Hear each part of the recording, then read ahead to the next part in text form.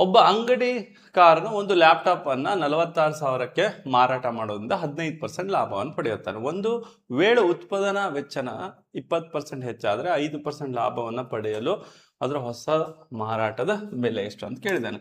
ನೋಡಿ, 100ಕ್ಕೆ ಖರೀದಿ ಯಾವಾಗ್ಲೂ 100% ಏನಿರುತ್ತೆ ಅದು ಖರೀದಿ ಆಗಿರುತ್ತೆ. ಅವನು 15% ಲಾಭ ಅಂತ ಹೇಳಿದ್ದಾನೆ. 15% ಲಾಭ ಅಂದ್ರೆ 115%ಗೆ ಮಾರಾಟ ಆಗುತ್ತೆ. ಒಂದು ವೇಳೆ ಇದನ್ನ ಖರೀದಿನ ಅವನು 20% ಹೆಚ್ಚು ಮಾಡಿಕೊಂಡು ಅಂದ್ರೆ 120 ಮಾಡಿಕೊಂಡು ಆಮೇಲೆ 5% ಲಾಭ ತಗೊಂಡ್ರೆ 125 ಎಷ್ಟು 600 ಇಂಟು ಮಾಡಿ 20 ತೆಗಿಬೇಕು ಅಥವಾ 2 ಪ್ಲೇಸಿಗೆ ಪಾಯಿಂಟ್ ಕೊಡ್ಬೇಕು. ಇದೆಷ್ಟಾಗುತ್ತೆ 126.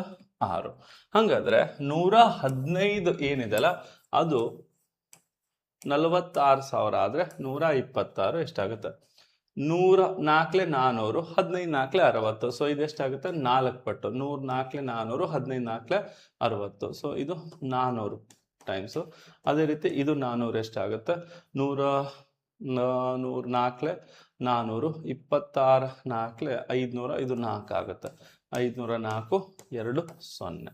ಆಪ್ಷನ್ ಬಿ ಸರಿಯಾದ ಉತ್ತರ.